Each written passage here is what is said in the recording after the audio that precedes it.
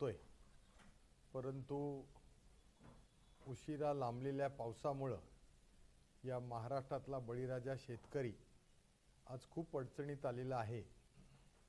आणि म्हणून सर्व शेतकऱ्यांच्या वतीनं शिवसेना उद्धव बाळासाहेब ठाकरे पक्षाच्या वतीनं पांडुरंगाच्या चरणी आम्ही प्रार्थना करतो की हे सगळे संकट लवकर दूर होऊन देत आणि आमचा बळीराजा चांगल्या पद्धतीनं ह्या महाराष्ट्रामध्ये अधिक सक्षम व्हावा आणि तो सुखी आणि संपन्न महाराष्ट्र व्हावा अशी आपण प्रार्थना करतो।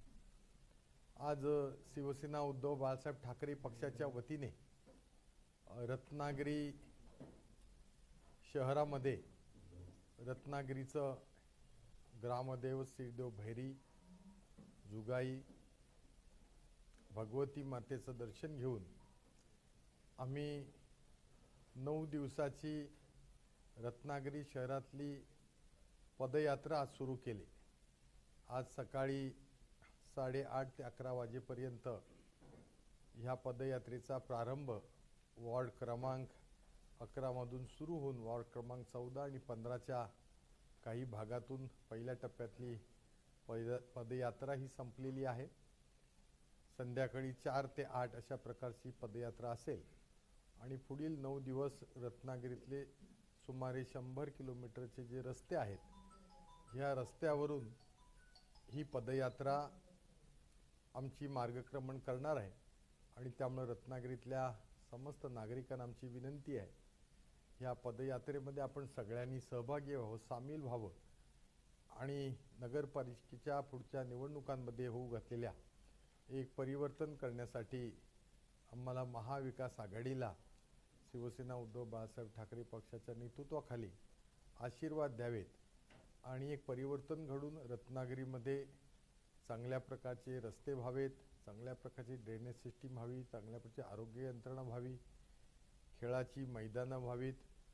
अशा प्रकारे अनेक ज्या गोष्टी आज खड्ड्याच्या माध्यमातून समस्त नागरिकांना त्रस्त होत आहेत, याच्याबद्दल एक जनजागृती करणे आणि एक जनसमर्थन करणं असा ह्या पदयात्रेचा आमचा प्रमुख उद्देश आहे। आमचे शहर प्रमुख प्रशांत साळुंखे, तालुका प्रमुख शेखर घुसाळे, सर्व उपशहर प्रमुख, उपतालुका प्रमुख, विभाग प्रमुख, महिला आघाडी, युवा सेना, शिवसहकार सेना, सर्व अंगीकृत संघटनांचे आमचे पदाधिकारी ह्या माझ्या पदयात्रेमध्ये आहेत। स्वर्गीय हिंदुत्व सम्राट बाळासाहेब ठाकरे यांचा आशीर्वाद घेऊन आदरणीय माजी मुख्यमंत्री उद्धवसाहेब ठाकरे पक्षप्रमुख आदित्यसाहेब ठाकरे यांचा सुद्धा मी आशीर्वाद घेतलेला आहे। हा प्रमुख विषय आज मला आपल्याला सांगायचा होता। त्याचबरोबर सगळ्यात महत्त्वाचा रत्नागिरीच्या दृष्टीने अत्यंत महत्त्वाचा गौप्यस्फोट मी आज या निमित्तानं करणार आहे।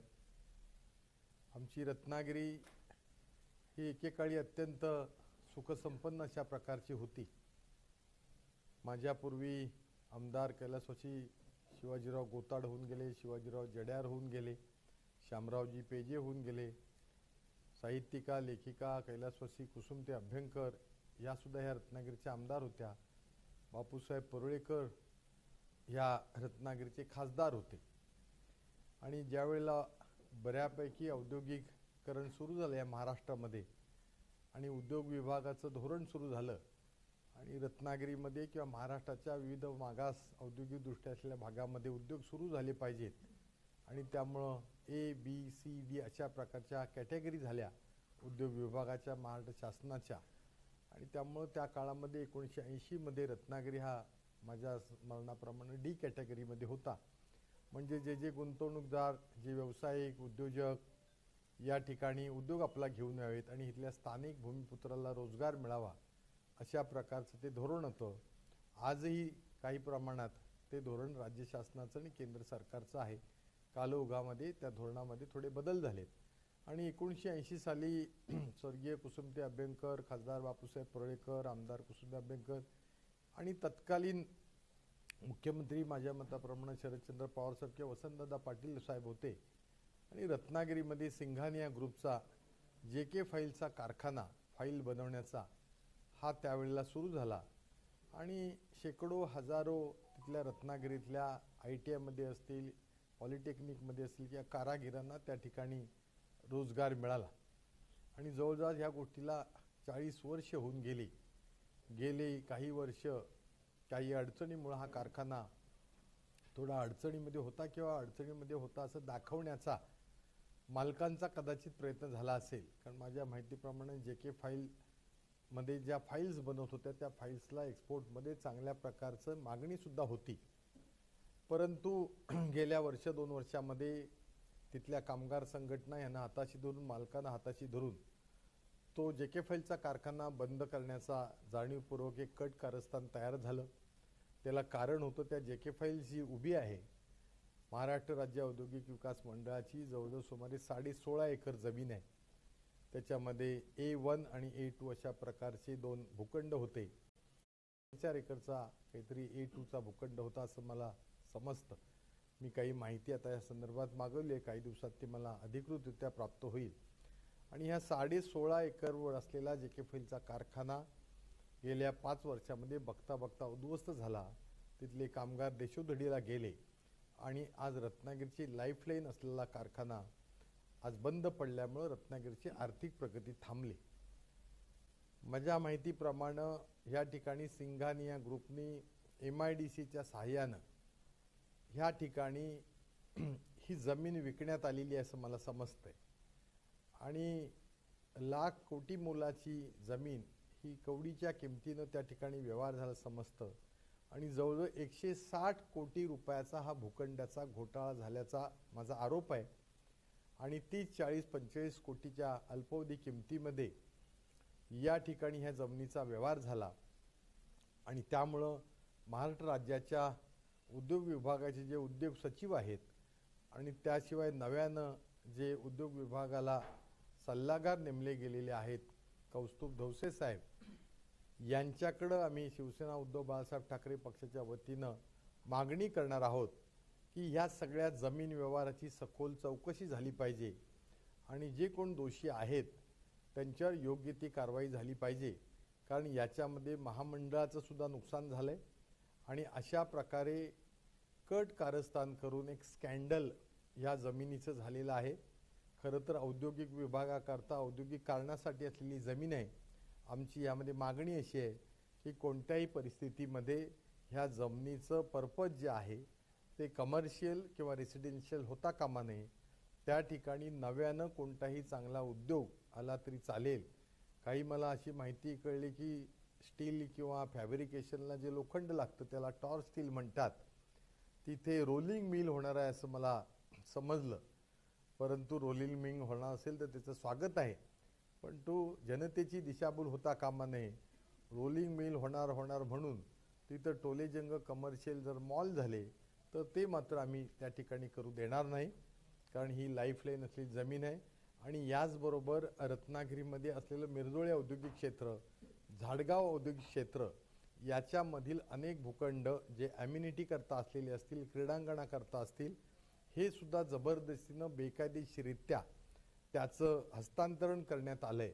आणि एका ठराविक नेक्सस करून ठराविक कंपूला हे सगळे भूखंड देण्यात आलेत असं मला समजतंय.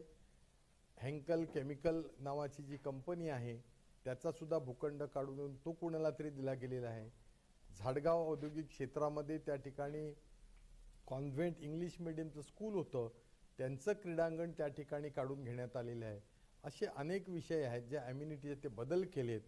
माझं या ठिकाणी त्यानिमित्त म्हणणं आहे की जे प्लॅनिंग अथॉरिटी MIDCची आहे त्यांनी ओपन स्पेस, ॲम्युनिटी, क्रीडांगणं ही प्लॅनिंग अथॉरिटीप्रमाणे खरं तर ठेवलेली होती.